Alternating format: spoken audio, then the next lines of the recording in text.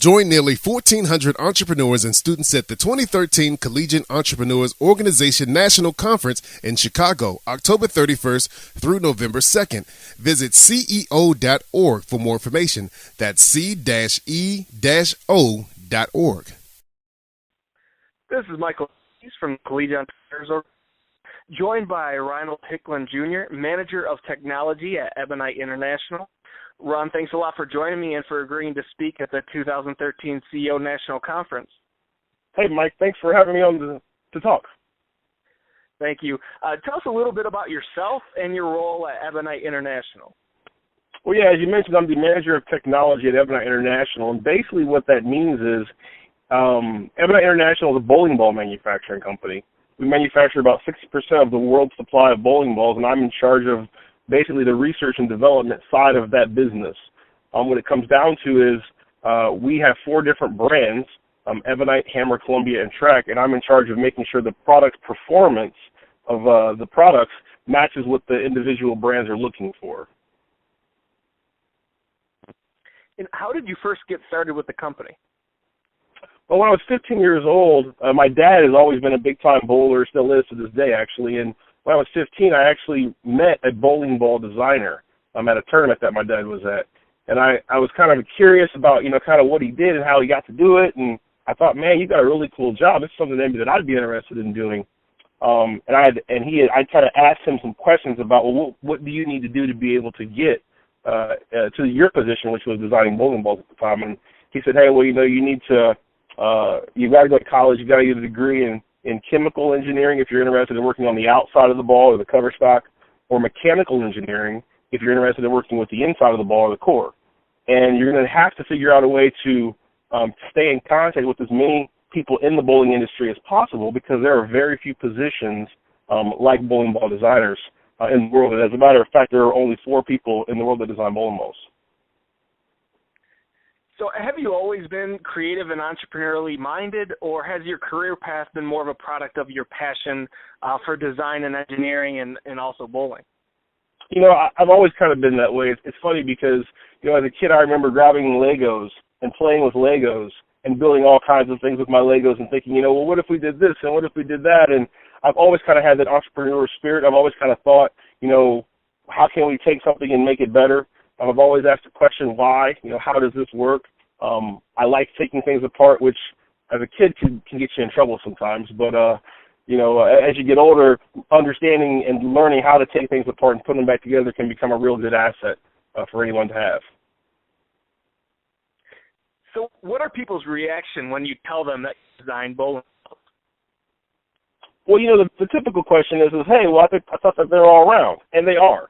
But what's interesting is when you start looking at it deeper, you understand that there is an inside piece, and that inside piece is different shape and different size, different mass, and that helps with the steering effect of the bowling ball. There's a lot of math and physics related there. And then when you take a closer look at the outside piece, you find out that it isn't just a hard piece of plastic. It's actually a porous, absorbing urethane. And what that does is that, depending on how it's made, it allows the bowling ball to grip the lane more aggressively, and actually on a bowling lane they put oil to protect the lane and make the bowling ball skate, but the types of cover stocks that we manufacture are actually designed to take the oil off the lane to increase the friction to make that bowling ball have that hook and curve that you see when you see people on TV bowling. Just out of curiosity, has there been a lot of innovation over the last couple of decades in bowling ball design? Yeah, typically what I would tell you is it tends to be about every 10 to 15 years there's some sort of new technology that comes to bowling, whether it's with core development or core design or cover stock development. The last several developments have been cover stock related, primarily because the governing body of bowling, the United States Bowling Congress, had implemented some rules regarding the core component. So the manufacturers like ourselves kind of switched to putting a lot of our energy and effort into working on cover stock technology. And actually, one of my hats that I wear at Ebonite is we have a testing facility, and I'm in charge of the testing facility. And we use that facility to do research on brand new cover stocks. On behalf of CEO, I want to thank you for coming to speak to students at the 2013 CEO National Conference in Chicago. Conference will be held October 31st through November 2nd. What will you be speaking about to students? I'm really excited to be able to do that and have that opportunity. I'm going to speak to them about, how do you take things and grow them within a company? How do you take your mindset that you've got in terms of this is the way something should be, and how do you expand that into different fields or growing in your own field? The opportunities that are given to you once you're actually in your job, really, it's kind of funny because it really becomes down to what type of person and what type of personality you have. The more creative you are and the more the ability you can have to look at things objectively can really have a pronounced effect on your ability to advance in your career.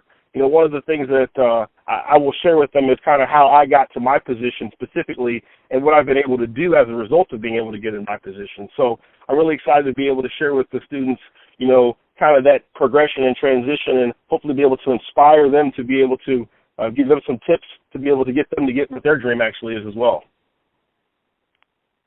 An increasing number of millennials are focused on creating their own ventures. What are the benefits of transferring technical knowledge to an established company versus starting your own business? It's kind of interesting because when you transfer to an established company, you kind of get some mentorship and some guidance. Basically when you come into an established firm, basically they're going to kind of help give you that base foundation to kind of go by. You're going to get some mentors. You're going to get some leadership training. You're going to be able to not have to navigate all the things that you would have to navigate if you were, say, starting it on your own and learning it the hard way. It's kind of a good way to get going, especially once you kind of learn those principles and rules and you can see them applied in real life. Then it gives you that foundation. Once you have that foundation, you can do anything you want. So it's really good to have that opportunity if you are able to transfer into a position at an established place just to get the foundation. And then once you have the foundation, the sky's the limit. Great. And what's been your favorite professional experience so far? It's funny because as a result of doing what I do in my current position, I am allowed to go do things like the CEO conference. To me, it's awesome to be able to give back. And that's one of the things that's very important to me as a person. It's funny because in life you have to have some sort of purpose and some sort of passion. And my passion has always been, how do I excel in what I'm doing and be able to give back? So it's great because with the current position that I'm in, I get to do both. I've been able to do some things in my career that are very fun, that are very interesting. When I go to work, it's not going to work, it's going to go play. At the same token, I get to do things like, speak at CEO conferences and do those kinds of things to actually help give back and inspire other people to be able to chase their dreams. And that's probably worth more than money could possibly buy. Great. And what's your best piece of advice for a current or aspiring entrepreneurially minded college student? Yeah, I would tell you, the thing that I think that's very important is to surround yourself with like-minded people. If you can get yourself around a like-minded group, it will keep you focused. It will help to be able to allow you to continue on the path to get to your goal when you're going to be distracted or when people are going to, naysay or give those kind of, things that are negative. So if you surround yourself with a like-minded group, that is a huge key to being able to actually make it to your dream goal. I know, going through college and going into the field that having a positive peer group was very instrumental in being able to add to my success. So that would be a definite tip that I would do. You want to get yourself surrounded by like-minded people. Attending conferences like this is a great way to do that. Great. And once again, this has been Michael Lukes with Ronald Hickland Jr., Manager of Technology at Ebonite International. Ronald, thanks again. I look forward to seeing you at the 2013 CEO National Conference. Thanks, Mike. I sure appreciate it. Thank you.